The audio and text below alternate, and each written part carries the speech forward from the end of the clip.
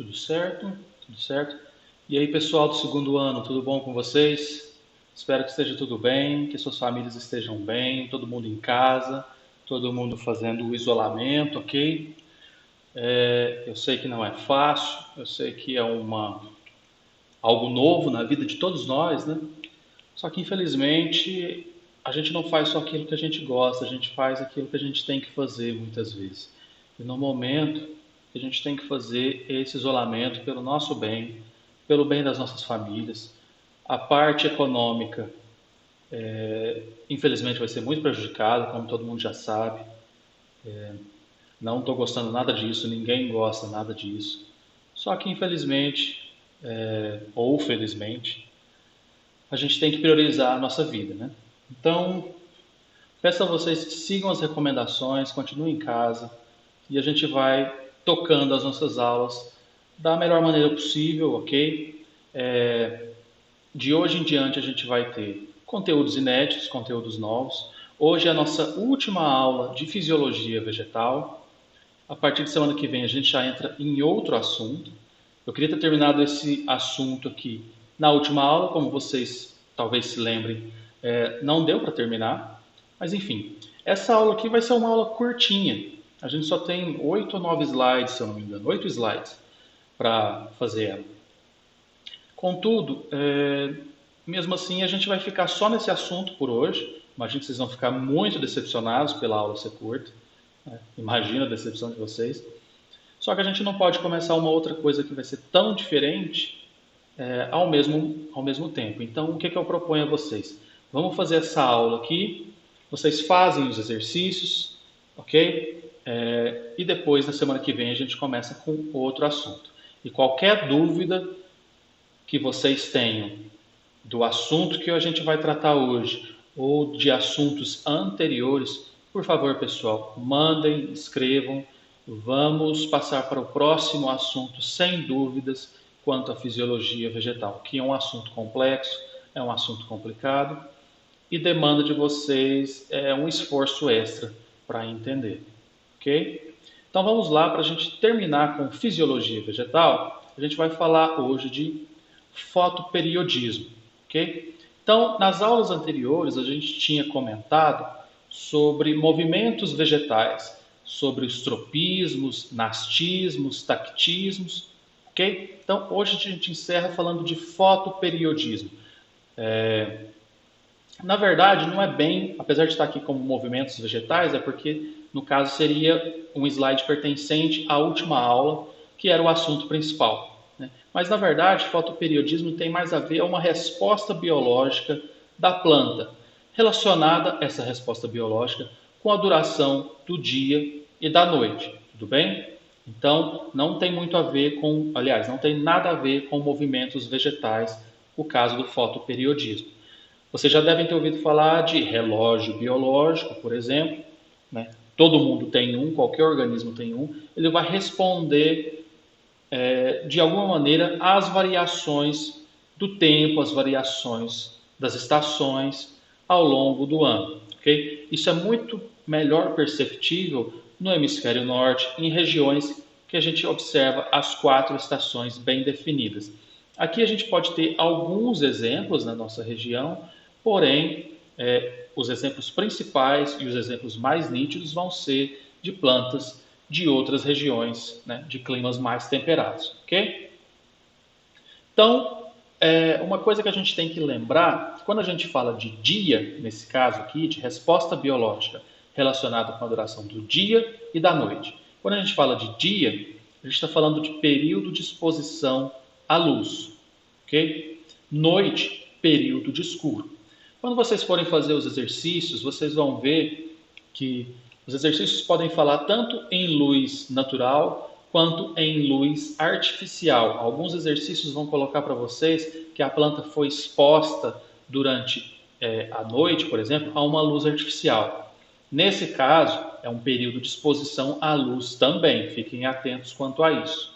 Tudo bem? Tudo ok? Se não ficar claro o que eu falar, pausem o vídeo, voltem na explicação. Se não ficar claro novamente, mandem uma mensagem, postem lá no fórum para todo mundo ver a dúvida de cada um E aí, de uma vez só, eu responder a dúvida de todo mundo. Às vezes uma pessoa nem tinha aquela dúvida, mas eu explicando novamente, aquele conceito fica mais claro. Então vamos interagir de maneira coletiva, tudo bem? Mandem mensagem ou no grupo ou no fórum, para que todo mundo veja, todo mundo possa interagir com esse conteúdo. Então, repassando aqui novamente, quando eu falar de dia, eu estou falando de período de exposição à luz. Quando eu falar de noite, eu estou falando de período de escuro. Obviamente, quando eu falar de dia, eu estou falando das horas de sol que a gente recebe também. Né? Quando eu falar de noite, eu estou falando desse período em que o sol não está presente, né, e a gente está no escuro. Só que quando você envolver luz artificial, aí você pode pensar nesses conceitos aqui de exposição à luz e sem exposição à luz. Ok? A duração do dia e da noite, como a gente sabe, vai variar conforme as estações do ano. A gente está chegando agora num período no que os dias serão mais curtos, cada vez mais curtos, até a entrada, se eu não me engano, é isso, é a entrada do inverno. Né? A gente não tem um inverno bem definido aqui, o nosso inverno é basicamente a estação seca, mas enfim, né? O inverno, para as regiões que têm essa estação bem definida, ela quer dizer também o pico dos dias mais curtos. Então, duração dos dias vai variar conforme as estações do ano. Isso também eu acho que é bastante óbvio para vocês. Esse fotoperiodismo, essa resposta biológica, né, à presença ou ausência de luz, vai influenciar principalmente na floração das plantas, ok? E qual que é o órgão, pessoal, que recebe luz e que reage à presença ou à ausência de luz e que nesse caso aqui vai estar responsável pela percepção do fotoperíodo? Vai ser a folha. A gente sabe que a folha é o órgão que reage mais diretamente nas plantas à presença ou ausência de luz, por todas as questões de fotossíntese. Então, é esse o órgão que vai ser responsável pela percepção da presença ou ausência de luz e da quantidade, né, do período que essa planta vai receber luz. A gente vai ver isso melhor daqui a pouquinho. Ok? Só que antes da gente ver essas percepções e a gente falar de plantas de dias curtos, plantas de dias longos, desses conceitos aqui, a gente tem que entender como que a folha vai perceber a variação do dia e da noite.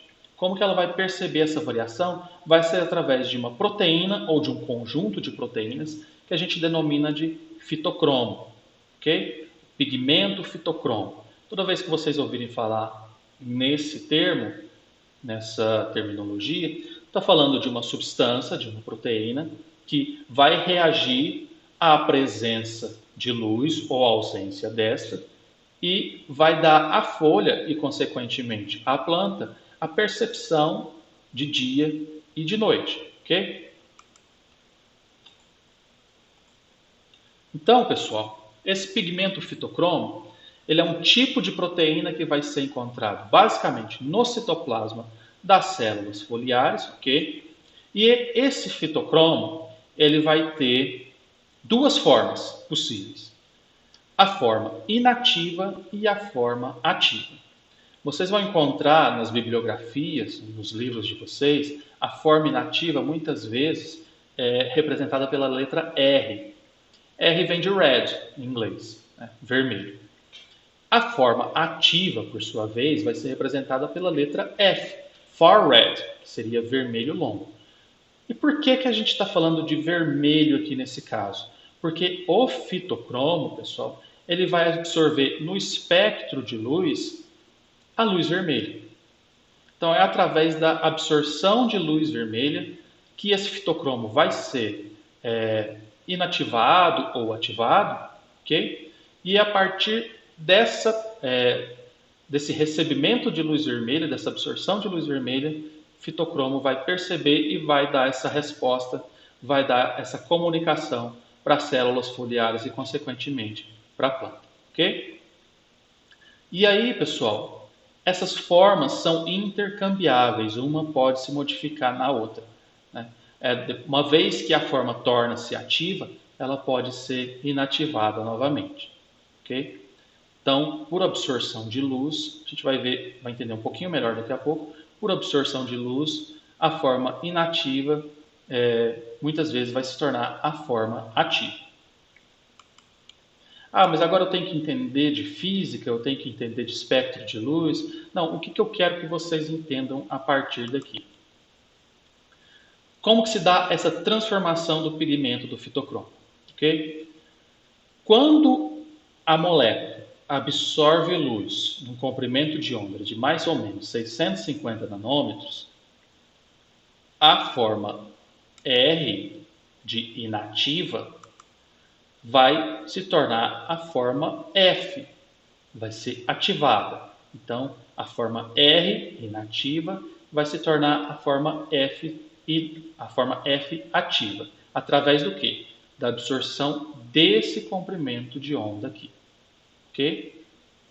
Já quando o fitocromo absorve luz com comprimento de onda de mais ou menos 760 nanômetros, desfaz-se isso, ou seja, a forma F que foi ativada torna-se a forma R. Okay? Então ocorre um evento aqui de desativação do fitocromo.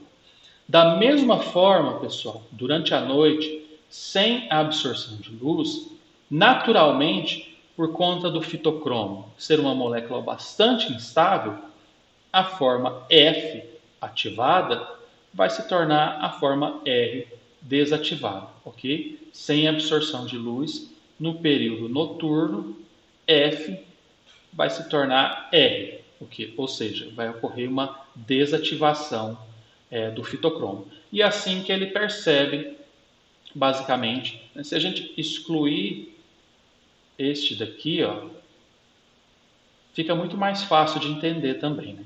Se a planta, né, se o fitocromo está absorvendo comprimentos de onda 660 nanômetros, vai ocorrer a ativação. Né? Isso se a gente considerar a presença de luz aqui. Se a gente for para períodos noturnos, sem absorção de luz, vai ocorrer naturalmente a desativação. F vai se tornar R, ok? Fitocromo F se torna R. Só que a gente tem que lembrar que aqui no meio, esses comprimentos de onda um pouco mais longos, pode também ocorrer essa desativação. Ficou claro então, pessoal, essa parte até aqui? Beleza. Então, vamos dar seguimento. Eu tive um probleminha aqui, na verdade, com o meu vídeo. Fiz um corte e estou voltando agora com o restante da aula, ok? Então, vamos falar agora sobre fotoperíodo crítico. O que seria esse fotoperíodo crítico? Se a gente pensar aqui nessas barras, né, em cada uma delas, a gente tem aqui, no primeiro caso, um dia longo, uma noite curta. Seria um período no verão, por exemplo. A gente tem aqui na segunda barra, dia curto, noite longa, um dia de inverno. E aqui, dia e noite, mais ou menos, com a mesma duração. Ok? Então, o que seria isso? Se a minha planta floresce com pelo menos 12 horas de sol, se a partir de 12 horas de sol a planta tem condições de florescer, pelos sinais químicos que ela recebe, então eu digo que o fotoperíodo crítico dela é de 12 horas, ok? Porque se ela receber 11 horas de sol, ela não vai florescer. Se ela receber a partir de 12 horas de sol, ela vai florescer. 12, 13, 14, assim por diante, ok? Então, o fotoperíodo dessa planta seria de 12 horas. Aqui, vamos imaginar que aqui tenha, nesse caso aqui, vou dizer que tem 6 horas aqui, né? A metade, mais ou menos. Então, se a minha planta floresce com até 6 horas de sol, né, eu digo que o fotoperíodo da minha planta é de 6 horas. Então, ela vai florescer com 0 hora de sol, 1 hora de sol, 2, 3, 4, 5, 6 horas de sol, ela floresce. Se ela tiver 7 horas de exposição à luz, ao sol, nesse caso aqui, ela não vai florescer, ela vai apenas crescer. Então eu digo que o fotoperíodo dessa planta, o fotoperíodo crítico dessa planta é de 6 horas. É o limiar, é o limite entre floração e não floração. E vai ser diferente conforme a espécie de planta, ok? Então, digamos aqui nesse caso, no terceiro caso, que o fotoperíodo crítico da planta é de 16 horas. A gente vai ver que tem plantas que são indiferentes a esse fotoperíodo, que elas vão florescer tanto com pouca luminosidade, quanto com bastante luminosidade, né? Quanto com dias longos ou noites longas. Ok? Então, fotoperíodo crítico tem a ver com isso. O limiar, o período limite entre floração e não floração. Então aqui, pessoal, classificação das plantas quanto ao fotoperíodo. A gente vai ter plantas de dia longo, PDL, que vão florescer se expostas a fotoperíodos superiores ou iguais ao seu crítico. É aquilo que eu falei. Se o fotoperíodo crítico da planta é de 12 horas e ela recebe 13 horas de iluminação, ela também vai florescer da mesma forma. Ela só não vai florescer se ela receber até 11 horas de sol. Ok? Entendido? Então, plantas de dia longo são plantas que precisam de uma exposição à luz bastante longa. Ok? A gente pode dizer planta de dia longo, nesse caso, como a gente pode dizer planta de noite curta, que daria na mesma, né? Pouco tempo de ausência de luz, nesse caso. No caso das plantas de dia longo, o fitocromo F, ele vai induzir a floração. A gente vai ver no segundo caso que ele vai barrar a floração, ele não vai deixar ela acontecer. Mas nesse caso aqui, o fitocromo F está induzindo a floração, porque ele está percebendo a grande exposição ao sol que essa planta está tendo, né? Dias longos vão acarretar em mais fitocromo F, porque ele está sendo ativado, ok? E por conta disso, a planta, nesses dias longos, vai florescer, vai ter a floração dessa planta. Exemplos aqui no caso, a gente tem espinafre, aveia, o rabanete e também o cravo. São todas essas plantas de dia longo. Ok? Vamos prosseguir, mas espero que tenha ficado entendido. São plantas que precisam de bastante exposição ao sol, a uma luminosidade qualquer, para que floresçam. Da mesma forma, a gente tem plantas de dia curto. Vão florescer se expostas a fotoperíodos inferiores ou iguais a seu crítico. Ou seja, se a gente tem aqui uma planta de dia curto, que vai estar recebendo aqui 6 horas de sol. Se o crítico dela é 6 horas, ela vai florescer. Se ela receber 5 horas de sol, um dia ainda mais curto, ela também vai florescer. Agora, se essa planta recebe 10, 12, 14 horas de sol, ela não vai florescer, ok? Ela vai simplesmente crescer. O fitocromo, nesse caso aqui, fitocromo F, para essas plantas, vai inibir, vai barrar a floração. Elas só vão florescer com um período escuro maior, uma noite mais longa e um dia mais curto. Tem uns peguinhas que vocês vão ver nos exercícios, nos quais diz que a planta, ela recebeu uma planta de dia curto, por exemplo. Vamos supor que tenha o período crítico, o fotoperíodo crítico, aqui em 6 horas. Ela recebeu 6 horas de exposição ao sol, ou seja, está dentro do crítico dela, e durante a noite ela recebeu um flash de luz. Esse flash de luz também vai estar contando como exposição à luminosidade, ok? Então, ou um flash, ou sei lá, meia hora de exposição à luminosidade, ou 1 hora que seja de exposição a essa luminosidade.